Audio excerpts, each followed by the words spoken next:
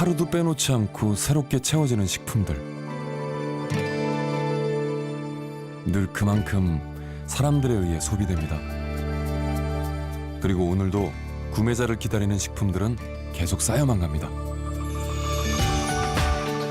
손만 뻗으면, 마음만 먹으면 식품을 구할 수 있는 세상.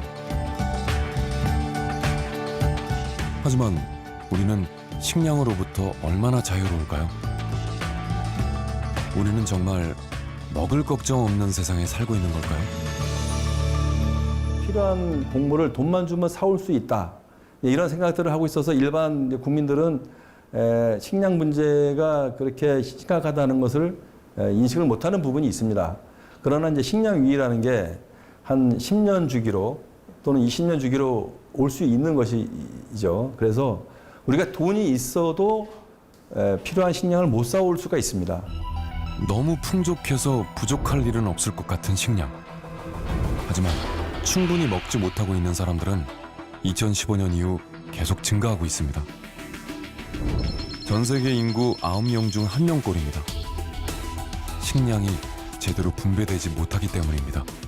전체 곡물의 병기라 그러면 보통 한 40에서 50까지가 이제 사료용, 고기용으로 들어가게 되고요. 그다음에 미국 같은 경우에 그중에 또 한 20, 30%가 뭘로 가냐면 바이오 에탄올 들어가게 됩니다.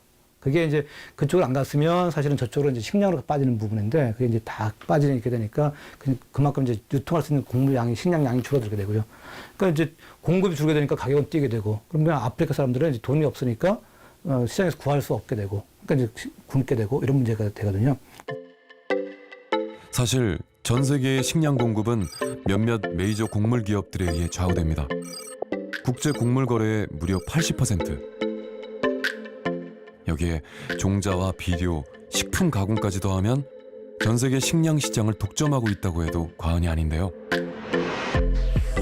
2007년 밀과 보리 수확량이 감소하자 곡물 수출국에서 수출량을 제한하거나 아예 수출을 하지 않는 상황이 벌어졌습니다.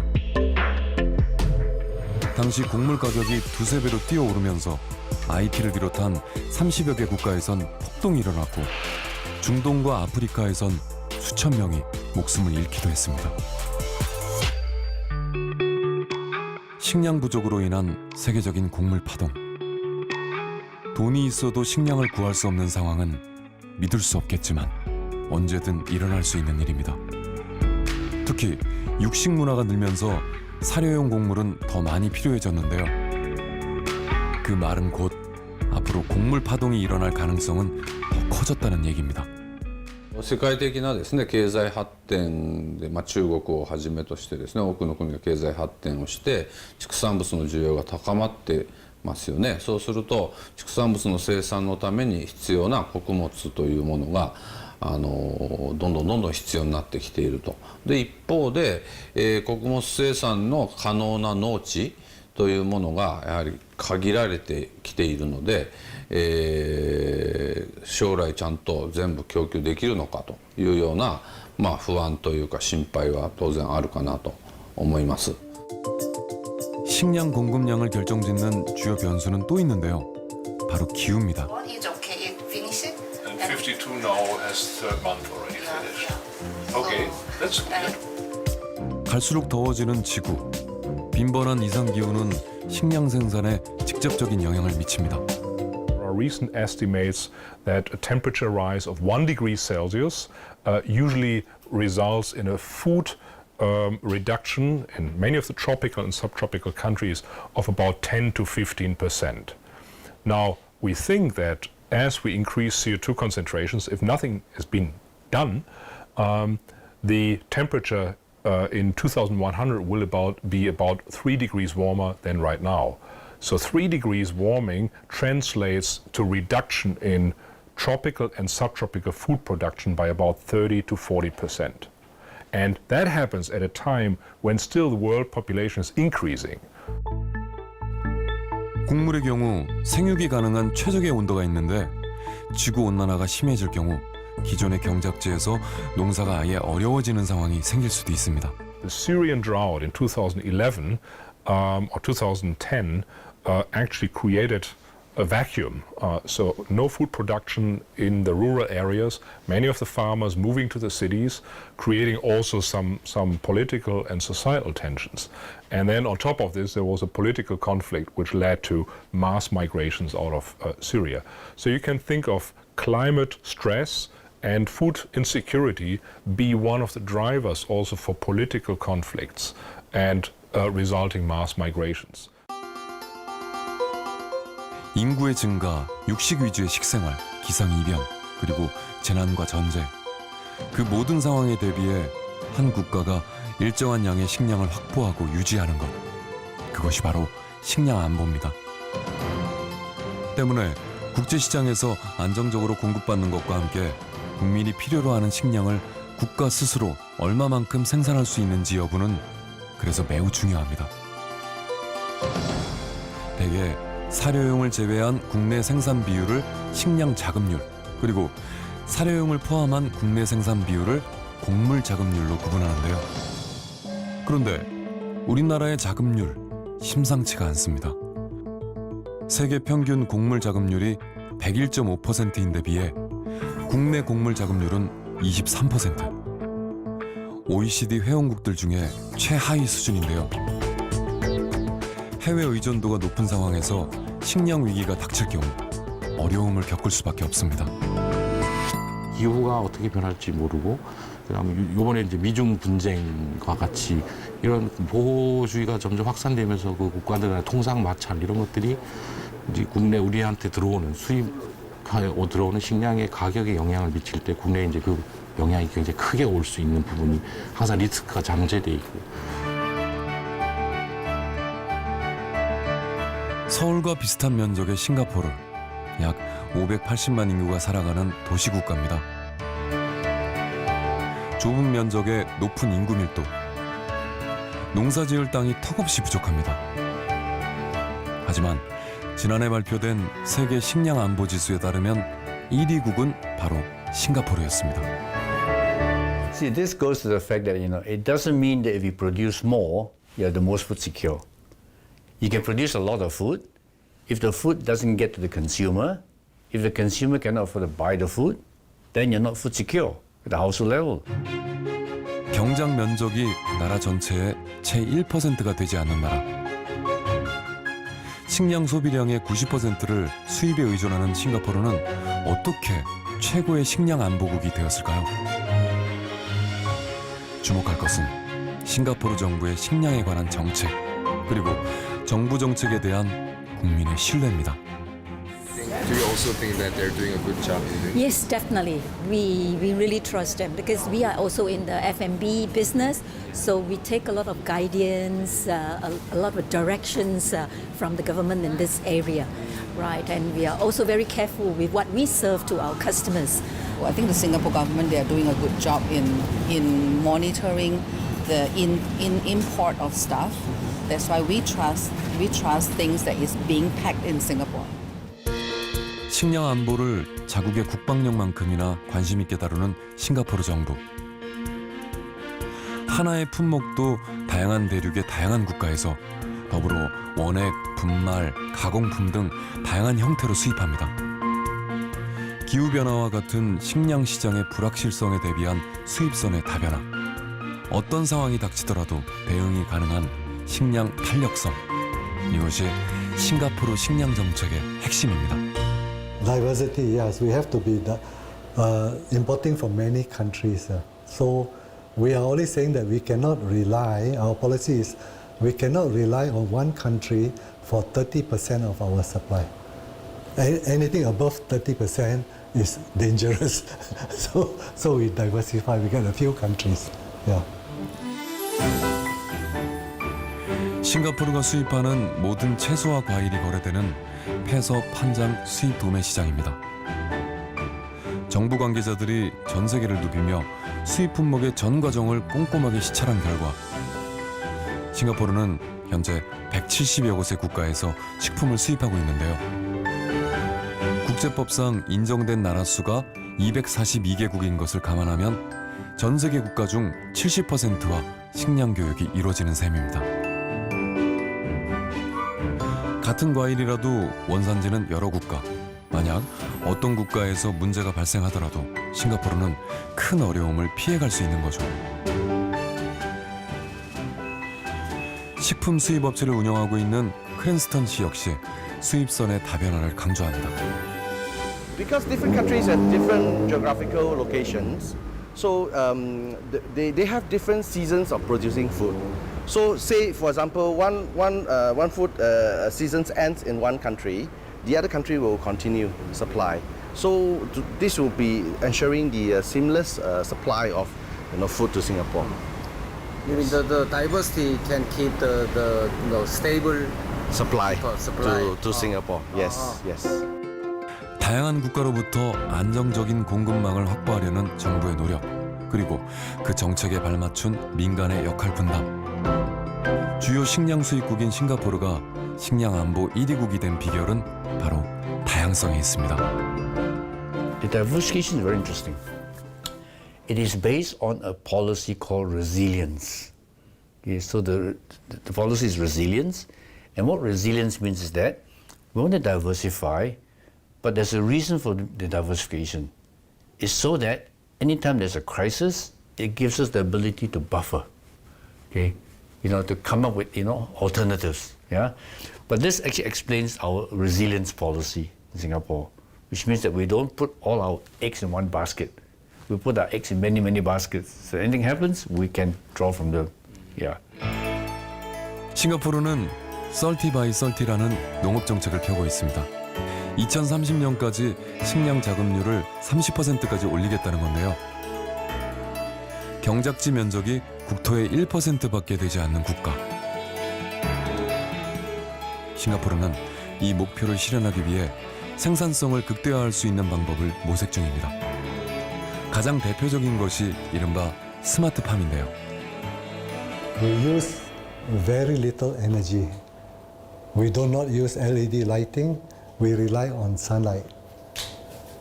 We have rainwater harvesting, and we use rainwater for irrigation.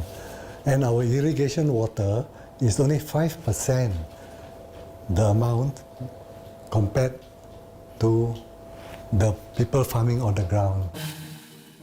이곳에서 재배 중인 모든 작물은 16시간을 주기로 제일 아래에서 가장 높은 위치로 이동을 하게 됩니다. 모든 작물들이 골고루 햇빛을 받기 위해서죠. 또한 성장에 필요한 관계용수는 모두 빗물에 의존합니다. 상품성이 떨어지는 채소는 물고기의 먹이로, 물고기의 배설물은 퇴비로 사용하죠. 이런 전 과정은 자연스레 친환경적이면서 동시에 높은 효율을 추구하는데요. 좁은 공간에서 최대의 생산성을 끌어올리는 기술 농업. 이렇듯 싱가포르는 경작지의 면적에 기대기보다는 기술력을 바탕으로 식량 생산의 취약성을 극복합니다. We fear that because of climate change, certain of our traditional food suppliers may be affected by drought, by floods, or whatever, right? And they cannot export to us. So we must, in Singapore, produce enough as a buffer. We can never produce 100% of the food we eat. We just don't have the land, right? But we can produce enough to be a buffer. 경작지가 턱없이 부족한 싱가포르. 농업의 생산성을 높이는 일이 절대 과제이다 보니 정부는 기존의 재래식 농가에는 땅을 임대해주지 않습니다. 대신 새로운 기술 농업을 제시하는 혁신적인 아이디어엔 지원을 아끼지 않죠. The focus of the aeroponic systems that we're using right now is to use as little water as possible to provide the nutrients to the plants, and everything is automated. Yeah. 4년 전 농업 분야에 뛰어든 카이히안 씨. 농업을 어떻게 지속 가능한 산업으로 발전시킬 수 있을지를 지금껏 고민해 왔습니다. 그 결과 첨단 기술을 접목한 지금의 농기업을 만들게 됐답니다. 작물이 자라는 수직의 조립식 선반은 탈부착이 가능하고 충수를 자유롭게 조절할 수 있습니다. 영양 성분이 포함된 물은 안개 형식으로 분사됩니다. 수학을 제외한 전 과정이 모두 자동화로 이루어지죠. Why we grow vertical like this, and so that we can harvest the sunlight as much as possible without using LED sunlight. And then we have the greenhouse system here that responds directly to the sun and the weather conditions. So when it's raining, when it's too hot, the screens will come up to prevent too much sunlight from coming into the greenhouse. So all these things is a clockwork of systems and technologies that work together to ensure the best environment that we can provide for the plants so that they can grow sustainably. 이렇게 재배된 작물은 자국 내 소비자들에게 신뢰를 얻어 고급 식재료로 팔려나가는데요. This sustainability is a very big idea, I guess. When you start off with being environmentally sustainable, using less energy, using less input, all these things is important that we start from the production stage. So these are the values that our consumers believe and they support us because of that. 카이 씨는 올해 새로운 땅을 임대받았습니다. 지금의 농장보다 6배가 더 큰 규모. 무려 6헥타르에 이르는 이곳에서 싱가포르의 미래를 책임질 차세대 농장을 만들 계획입니다. So this is the start, I guess, of the next wave of future farms in Singapore. And recently they have tendered 20 years lease to a lot of farms. Actually, I think quite a handful of farms won the land tender. Right, we are one of them. And this is the next wave of high-tech farms in Singapore. 이런 유능한 젊은 인재들은 그냥 만들어지지 않습니다. 싱가포르 정부와 또 기업이 합심해 야심차게 운영하고 있는 프로그램이 있는데요. 바로 언앤런 프로그램입니다. ELP로 불리는 이 프로그램은 학생들이 월급을 받으면서 실무를 경험할 수 있는 일종의 유급 인턴십 과정인데요. What is the industry work goals, then also to know how it works, then to learn more about the fisher at the same time. It's a two-way lah. Just to learn the fish, also learn to study at the same time. Also know how the system works as well. ELP는 2015년 처음 시행된 이래 매년 500명 이상의 학생들이 참가를 하는데요. 싱가포르의 식량 산업 분야를 이끌어갈 인재들이 이 프로그램을 통해 배출되고 있는 겁니다. The polytechnics are now offering diplomas in farming, fish farming, vegetable farming. Okay? And through these diplomas, they help their students get these earn and learn programs, internships basically, but paid internships. And that's one way to get them interested in farming. You know, see, in fact, another way is to attract the computer science students to think about how can they apply computer science to farming. Yeah, we're seeing that happening now, especially in our university here. Okay, try to divert them, you know, and say, look, instead of just looking at computer applications in transport, in aeroplanes, you know, how about farming? Okay, and some of them are kind of starting to get interested. Yeah, but it's very important because without this young generation. 정부는 수입선의 다변화를 통해 불확실성에 대비하고 기업은 혁신적인 기술 농업으로 부족한 경작지의 한계를 극복합니다. 또한 인재 양성을 위한 끊임없는 노력과 정부의 식량 정책에 대한 국민의 신뢰. 이것이 식량의 대부분을 수입에 의존하지만 식량 안보 지수 1위가 될 수 있었던 싱가포르의 비결입니다.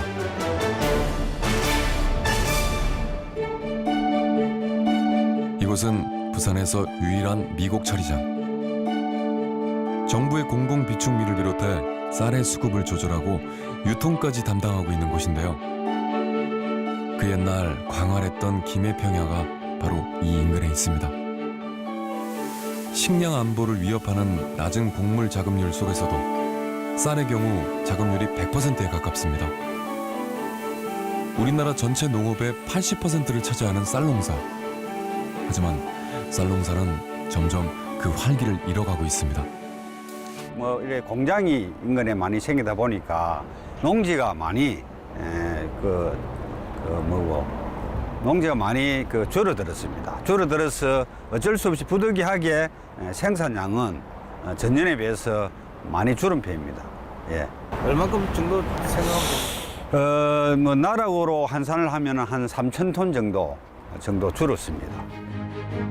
지난 40년간 농업 인구는 85% 줄어든 데다 농경지 면적도 30% 감소한 탓에 쌀 생산량 또한 예전만 못하다는데요.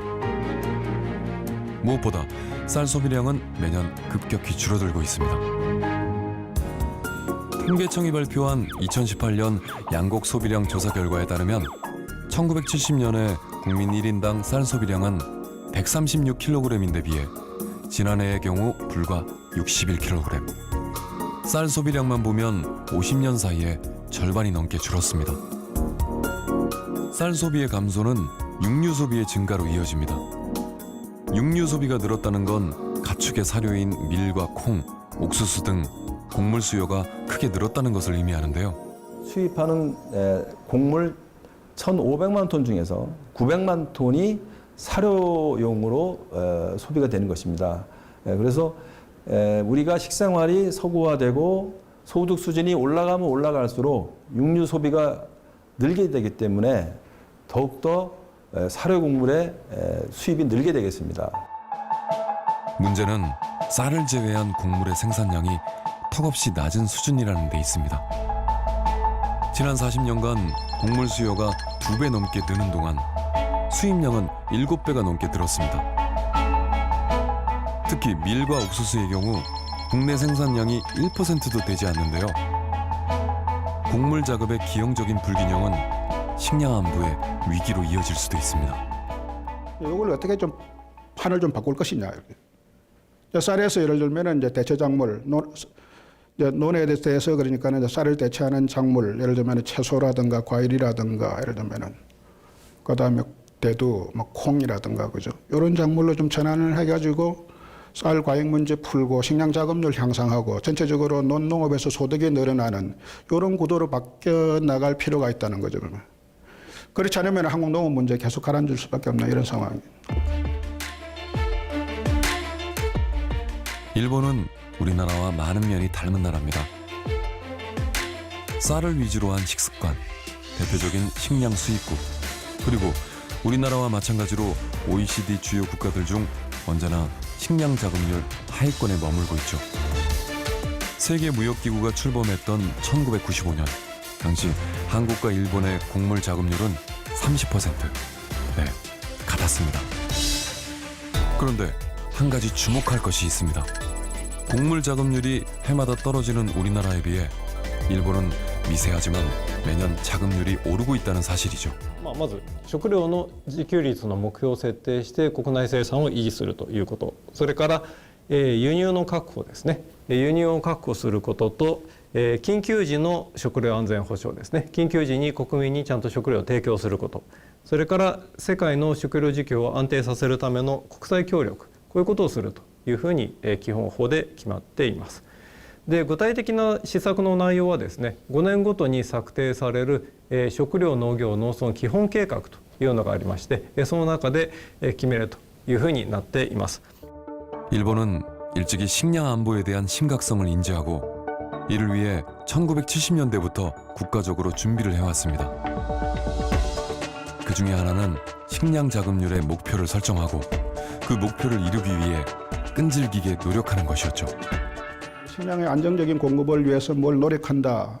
국가의 책무로서 그죠. 뭐 그런 균형은 돼 있는데 이제 그걸 소비자들, 생산자들, 국민이 이제 이해하기 쉽게 하기 위해서는 어떻든 이제 가시화할 필요가 있다. 수치화해가지고 그걸 수치를 달성하기 위한 노력을 할 필요가 있다. 그랬을 때 그죠. 일본에서는 이제 2025년까지 현재 이제 연령 기준으로 45% 목표를 설정해가지고 현재 뭐 노력하고 있습니다. 그게 이제 2000년도부터 계속 쭉 유지가 되고 있죠.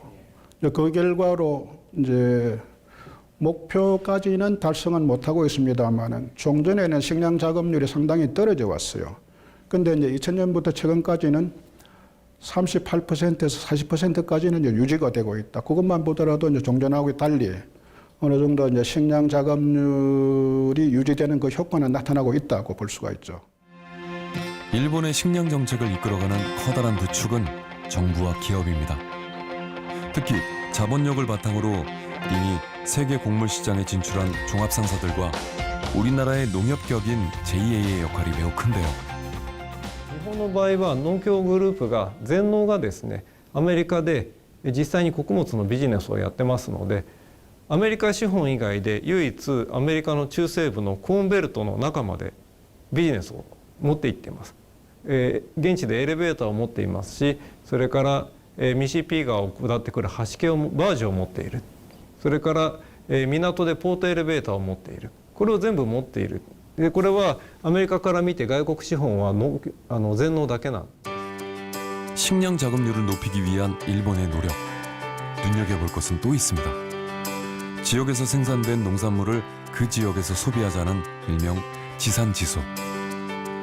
체계적인 로컬푸드 소비 촉진을 통해 자국의 농산물 생산을 확대하자는 건데요. 이렇게 도쿄 주택가의 편의점에서조차 인근 지역의 농산물을 판매할 만큼 지산지소는 꽤 적극적으로 운영되고 있습니다. 내가 사는 지역의 농산물을 내가 애용해야 한다는 의무감이 깊이 자리하고 있는 거죠. 도쿄의 한적한 주택가. 주위에서 흔히 볼 수 있는 일반적인 슈퍼마켓처럼 보이지만 이곳은 과일과 채소를 비롯한 신선 농산물 전문점입니다. 그러니까 동네 안에 작은 농산물 시장인 셈인데요. 특이한 점은 수입산이라고 해봐야 중국산 죽순, 한국산 파프리카 정도. 이곳에서 거래되는 상품의 95%는 모두 자국에서 생산된 일본 국내산입니다. こちらは他のスーパーに比べて、国産が非常に多いような気がするんですけど。そうですね。自分が食べたいものを販売したい、そういう思いもあって国内産のものが多いということ。そしてやはり日本の農業をね、これから支えていかなきゃいけない。どんどんやはり生産者、農業をされる方が非常に減っていくということが恐れられている今こういう昨今なんで、やはり生産者を守るためにも少しでも国産で作ったものをちゃんと自分たちが消費していくというそういうような仕組みを作っていきたいと思って国産のものを一生懸命売ってますね。개장 시간을 기다리는 손님들. 누구보다 먼저 신선한 제품을 구입하기 위해 아침부터 서둘러 모였습니다.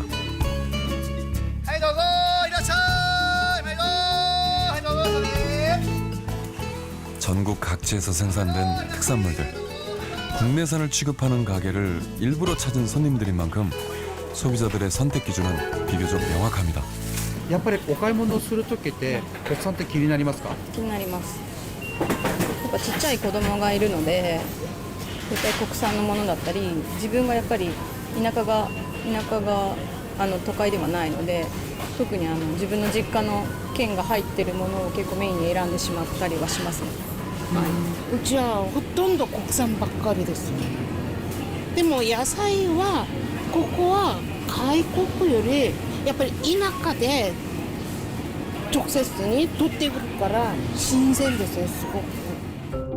저렴하면서도 신선한 농산물을 선택하려는 소비자. 거기다 자국의 농업에 대한 위기의식은 지산지소의 큰 원동력인데요. 그런 소비자들에게 인근 지역에서 생산되는 농산물은 고민할 필요조차 없는 최선의 선택입니다. 例えば東京であれば東京で作ってる野菜を東京の人たち食べないでどうするんだっていう地元のものを食べようっていう動きがいっぱいあるんですよね。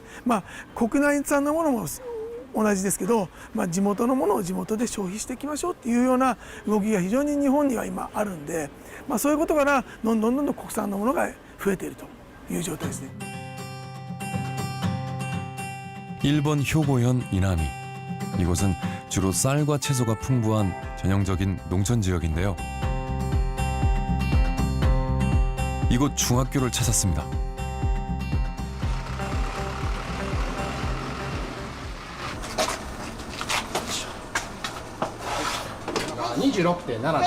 급식에 사용될 재료를 실은 트럭이 학교에 도착하면서 오늘 급식 준비가 본격적으로 시작됩니다.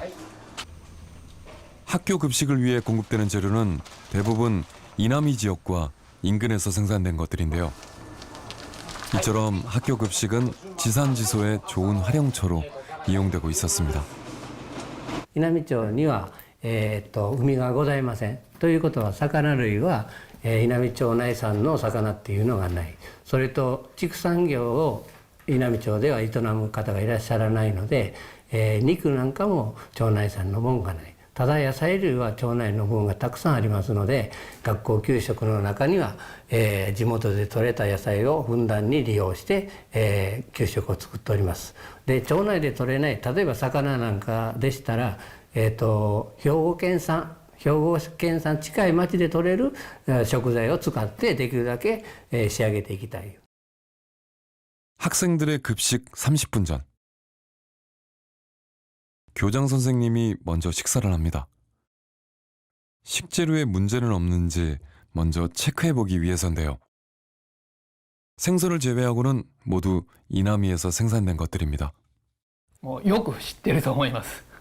これは本校にもそうなんですが、栄養教諭というのが、配属しておりまして、そのものが中心になって、その地元の食材であることはいろんな場面で話をしております。例えば、プリントで、保護者向けにも、こういった、食材を使っているということを、紹介したりであるとか、掲示板の方に校内の中に立てまして、こういったものを使っていると。 곧 급식이 시작될 시간입니다. 급식은 쌀밥을 기본으로 주 메뉴와 부메뉴로 구성됩니다. 이나미 지역은 일본에서도 특히 쌀 생산지로 유명한데요. 이나미에서 생산된 쌀로 지은 밥은 기본. 다른 메뉴들 역시 가능한 한 지역에서 생산된 재료들을 사용합니다.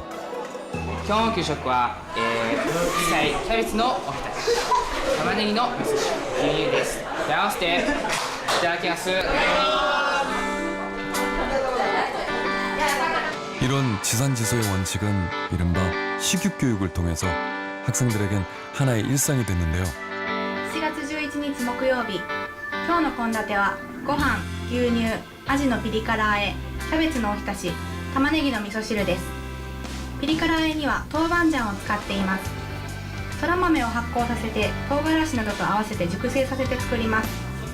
ピリッとした辛さの中にも日本人が慣れ親しんだ味噌と同じく発酵食品独特の旨味もあって料理を美味しくしてくれます。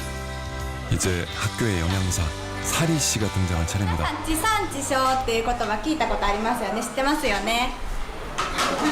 地元で生産されたものを地元で消費するということですね。地産地消にはいいところがたくさんあります。新鮮で美味しい旬のものを味わえる。それから、生産者さんの顔が見えて安心安全。あと運搬距離が短いので CO2 の排出量が少なくて環境に優しいとか、あと地域の活性化や食料自給率の向上につながるなどたくさんいいところがあります。今日の食材の中で稲美町産のもの、ほぼ毎日あるご飯、お米、万葉の香りですね。それと、稲美町産の大豆を使った味噌とキャベツ、にんにく、玉ねぎ、それと兵庫県産のものは毎日飲んでる牛乳、ネギですね。皆さんも当たり前のように食べてますけど、こういうふうにたくさん地元産のものを使った地産地消の給食っていうのはどこででもできるわけではないので、本当にとても恵まれた環境やなと思います。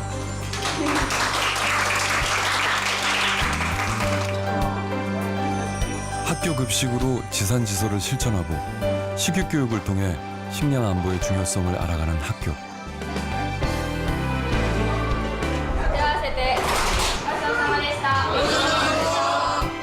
이렇듯 농업에 임하는 일본의 노력이 이곳 중학교에서 그대로 드러납니다.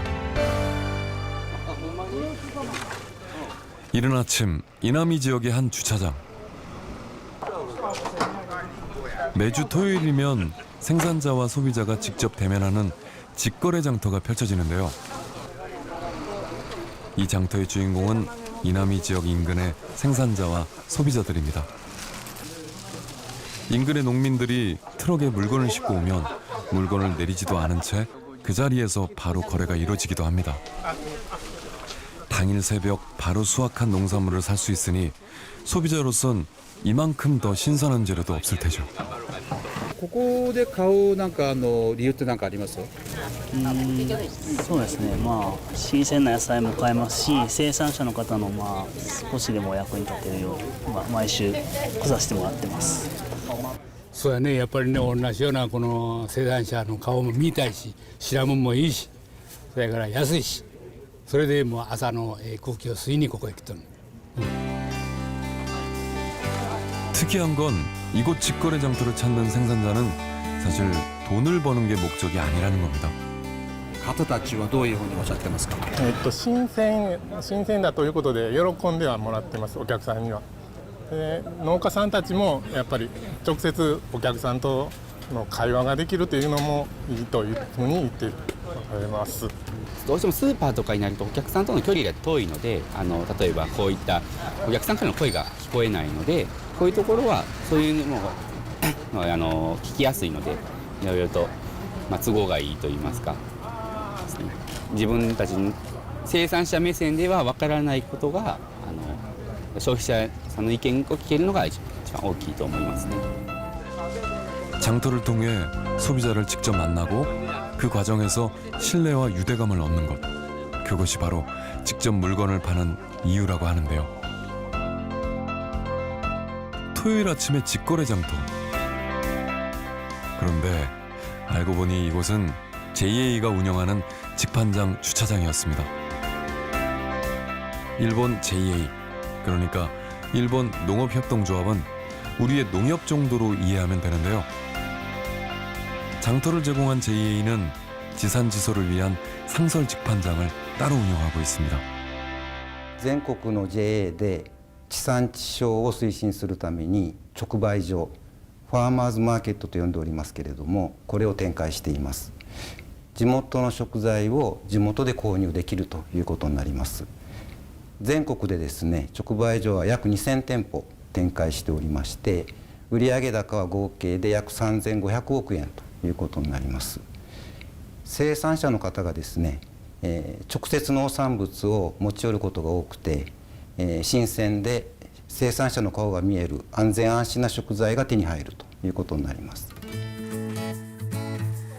시커먼 물건들을 전시하느라 바쁜 농민들. 옥수수, 양파, 토마토, 고추 등 이남이와 인근 지역에서 생산된 농산물들이 진열대 한가득 쌓여갑니다. 이곳 직판장에선 농산물 거래뿐만 아니라 다양한 프로그램들이 함께 진행되고 있는데요. 생산자가 직접 알려주는 지역 농산물을 활용한 레시피, 채소와 과일을 소재로 한 시 콘테스트도 열렸습니다.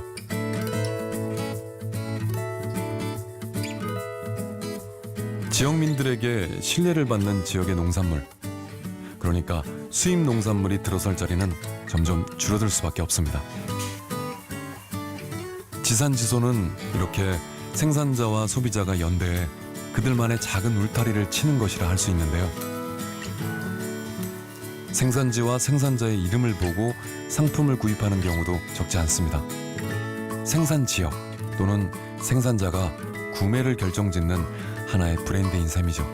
農家さんの顔が見えるという部分で名前っていうのが一つの顔みたいになってますので、こちらの、例えばトマトでもそうなんですけども、名前を見た時にこの人なんやったらっていう部分でもやっぱお客さんを選べると。だから同じトマトの中でもいろんな、同じ品種でもいろんな顔があり、トマトの顔もあるんですけども、そういう部分のラベルの名前っていうのがまた一つの顔になって、またお客さんも選ぶ楽しみもありますし、こちらの名前っていうのがまた一つのブランドというような形でお客さんにも喜んでいただくような感じですね。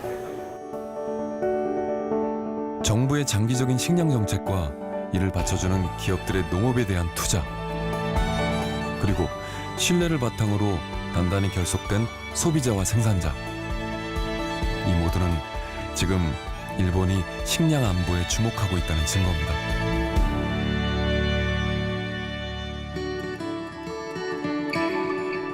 농업은 이제 미래의 성장 산업으로 발전하고 있습니다.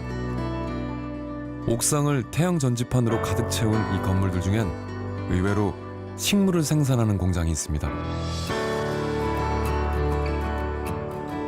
이 핑크빛의 정체는 식물 생장에 최적화된 LED 조명. 이외에도 물과 온도 그리고 인공 바람까지 모든 것은 자동 제어 시스템으로 조절됩니다. 말하자면 첨단 기술이 도입된 농업 공장인 것이죠.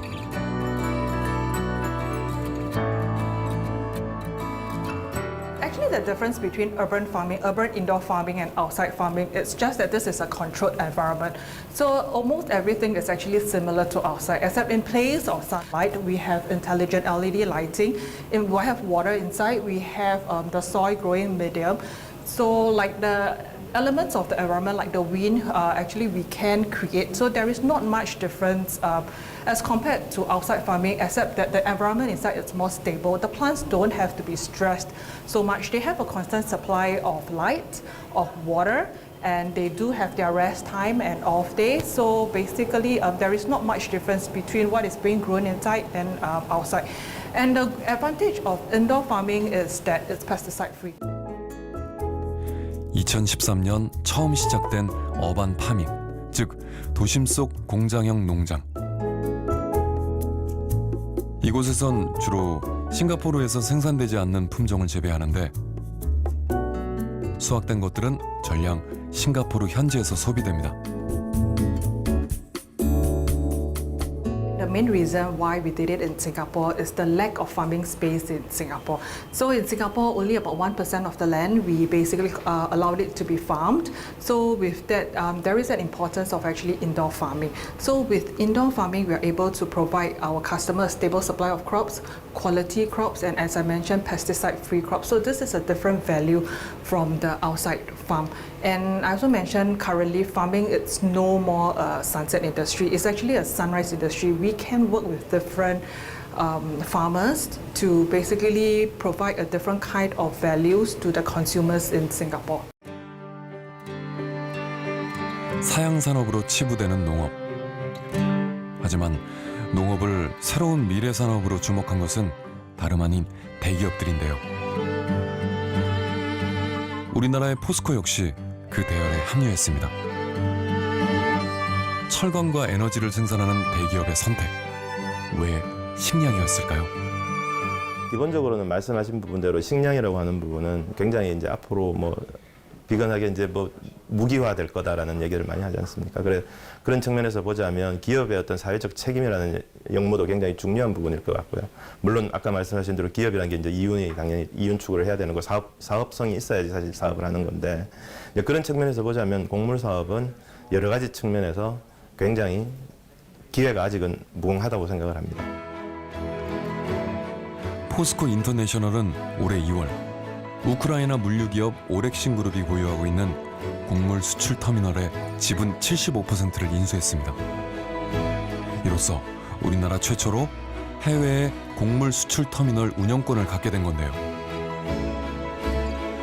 우크라이나에서 생산되는 곡물의 수매와 검사, 저장과 선적 등 단계별 물류 컨트롤이 가능한 곡물 조달 시스템을 구축했다는 데 의미가 있습니다. 올해 상반기 포스코 인터내셔널이 취급한 옥수수, 밀 등 주요 곡물은 전년도 대비 60%가 늘었습니다.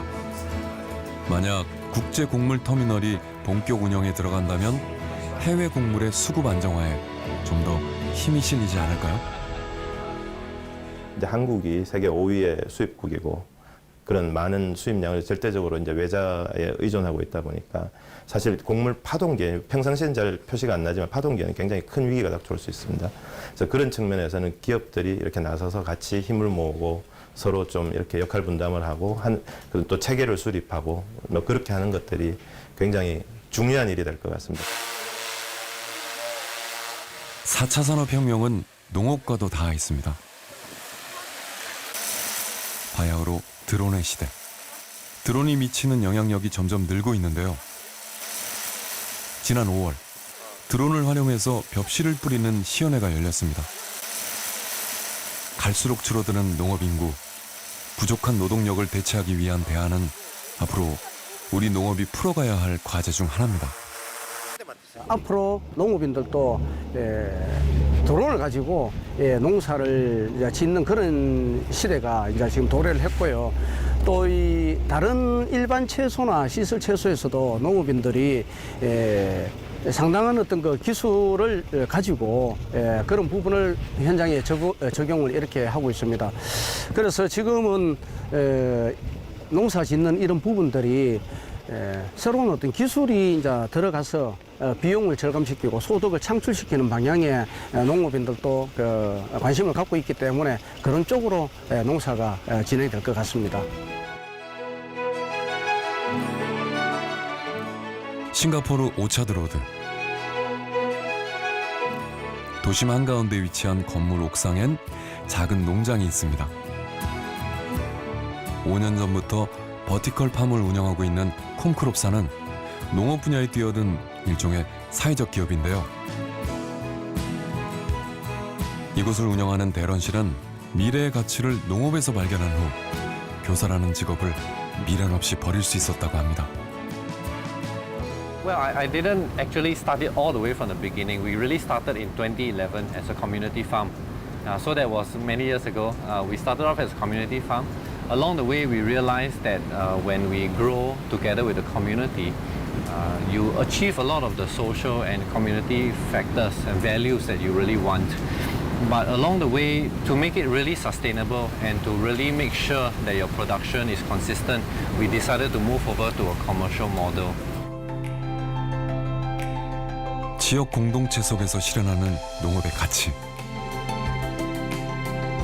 농업의 가치에 주목한 작은 농기업의 커다란 혁신. 그것은 곧 싱가포르 식량 안보의 소중한 자산입니다. With the increased wealth, we also realized that it is also really important to not forget where your food comes from, so that you don't take that, as for granted. It is only right for any business to want to make money. But what is also important for businesses is to really think that, to really understand that when you earn the money, it is also because you are providing a service to society, you are providing an important good to society. 지금 우리에게 필요한 것은 이처럼 새로운 가치를 가지는 농기업들을 발굴하고 그들이 꿈을 펼칠 수 있게 키워가는 게 아닐까요? 미래 농업의 주축이 될 수 있는 그 안에 경제 주체는 누구일까를 고민 많이 하거든요. 저는 생각이 농기업이라고 생각해요. 어떻게 비즈니스화 시켜서 소비자의 욕구에 맞춰서 그들이 가치 창출할 것이냐에 대해서는 새로운 경영 주체가 아마 만들어질 거고요. 사업을 하게 된다면은 어떻게 하면은 혁신을 일으킬 수 있는 농기업을 발굴해서 나름대로 이제 그들이 이제 농업을 이제 주도할 수 있도록 하느냐.